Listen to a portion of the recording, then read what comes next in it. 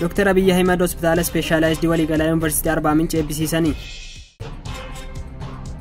Sirni eebba barattootaa yuunivarsiitiiwwan garaagaraa keessatti guyyaa irraa gaggeeffameera. Oduu biyya alaatiin ammoo Hamaas yaada dhukaasa dhaabuu Ameerikaan dhiyeessite fudhachuun ishee dhaga'ame. Ashamaa akkam jirtu kabajamtoota daawwattoota keenyaa, daawwanne kan walitti deebine hangafoota oduu keenyaati. Amma immoo gara babal'ina oduuttan sin dabarsaa. Oduu waliin Antaariku Baqqalaati, nu faana tura. Dr. Abiy Ahmed hospitaala Specialized waliigalaa Yuunivarsiitii Arbaa Mincii eebbisiisanii. Ministeerri muummee Fidirii Dr. Abiy Ahmed hospitaala Specialized waliigalaa Yuunivarsiitii Arbaa Mincii guyyaa irraa eebbisiisaniiru. Dr. Abiy gama miidiyaa hawaasaa isaaniin akka ibsanitti tarkaanfii dheeraa kan nu hafu ta'us damee fayyaa tajaajila gahaa lammiilee dhiyeessuuf hojiilee bal'aan hojjetamaa jira jedhaniiru. Hojii tajaajila fayyaa bu'uura lammiileef dhiyeessuu keessatti carraaqqii ogeeyyiin taasisan galateeffataniiru. Fuulduratti sirna eegumsa fayyaa biyyattii ammayyeessuuf tattaaffii walirraan cinne taasisuuf gumaachii fi tajaajilli isaanii hedduu barbaachisaa ta'us eeraniiru.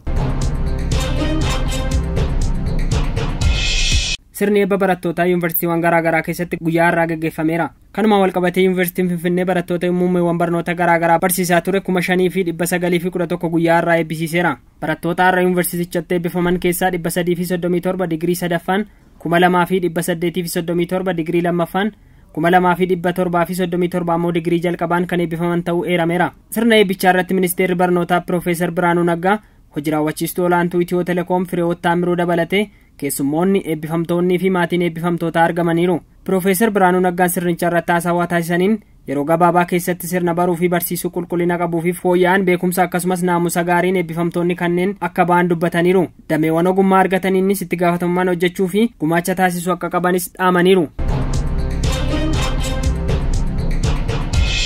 Fiigicha guyyaa boruu nageenya hundaaf hunduu nageenyaaf jedhu gaggeeffamuuf magaalaa Finfinnee keessatti daandileen cufaman ifoomanii. Magaalaa Finfinneetti fiigicha daandiirraa nageenya hundaaf hunduu nageenyaaf jedhu gaggeeffamuuf walqabate daandileen konkolaataaf cufaataan ifoomaniiru. Boruu waxabajjii 30 bara 2016 ministeerri nageenyaa bulchiinsa magaalaa Finfinnee waliin ta'uun sagantaa fiigicha daandiirraa mata duree nageenya hundaaf hunduu nageenyaaf jedhuun kan gaggeeffamu ta'uu eereera. Haaluma kanaan saganticha Addabaabaayii Masqalaa, Baambis, Addabaabaayii Uraayil karaa mirgaa, bakka bashannana Piikook, daandii nageenyaa, Walloo Safar, Dambal Filaamiingoo irraan deebi'ee Addabaabaayii Masqalaatti kan xumuramu ta'uu ibsameera. Boruu sa'aatii 11 walakkaa irraa eegalee saganticha hanga xumuramutti konkolaataaf daandiiwwan kallattii kana irratti argaman cufaa ta'uu poolisiin magaalaa Finfinnee beeksiseera.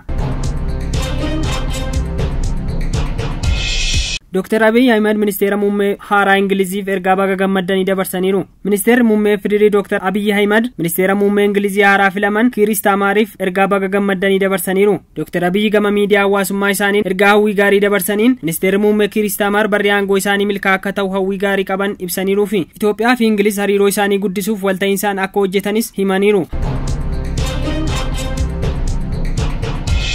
Hamaas yaada dhukaasa dhaabuu Ameerikaan dhiyeessite fudhachuun ishee dhaga'ame. Garee waliigaltecha irratti shoora baachaa jiru kun ergaa dhukaasni dhaabuu marsaa jalqabaa hojii irra oolee guyyoota 16 booda loltoota dabalatee booji'amtoota Israa'el gadhiifamuu irratti marii jalqabuuf waliigaleera. Akka gabaasa Rooyitersitti waliigalteen dhukaasa dhaabuu Ameerikaan yaada dhiyeessitee fi boqonnaa 7 hojii irra oolee lola ji'a 9 ture xumuruuf yoo ta'e marii eegaluuf akka fedhii qaban ibsaniiru jedhame. Mariin Kaataar, Misrii fi Ameerikaa gidduutti waraana Filisxeem lammiilee 37,000 ol galaafate xumuruuf taasifamee ture. Baatii Sadaasaa keessa waliigaltee irra ga'uun hin danda'amne. Sababni ijoo ta'e keessaa tokko mariin dhukaasa dhaabuu Israa'el waliin taasifamu loltoonni bulchiinsa Naatnaa'oo gara Gaazaatti ergame guutummaatti of keessaa baasuu kan ijoo dubbichaa isa jabaa ture. Israa'el ammoo gama isheetiin hidhattoonni Hamaas balaa nageenyaa boruuf yaaddoo akka hin taane guutummaatti yoo barbadeessine Gaazaa keessaa akka hin baane dubbachuun ishee hirmaattota waliigaltechaa irratti qormaata guddaa kan ta'e turedha. Hoogganaan dhaabbata basaasa Israa'el waliigaltee Kaataar Do'aatti marii taasisan xumuruun gara Teel Aviv deebi'uu isaanii kan ibsan ministeerri muummee Naatnaa'oon mariin kun torbee dhufus itti fufa jedhaniiru. Gama biraatiin ammoo akka gabaasa Rooyitersitti filannoon pirezidaantummaa ji'oota muraasa booda kan gaggeessitu Ameerikaan Gaazaatti dhukaasaa tattamaa akka dhaabbatu jajjabeessitus michuu ishee Israa'el irratti immoo dhiibbaa gochaa jirti jedhameera.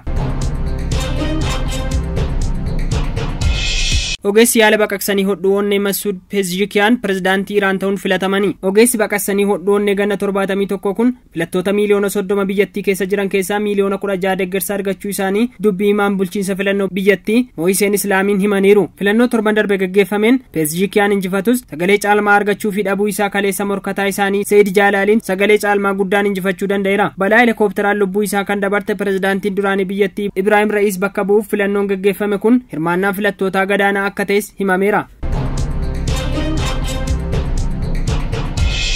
Egaan kabajamtoota daawwattoota keenya oduu yeroo kanaaf qabnu kanuma waan nu faana turtaniif galatooma.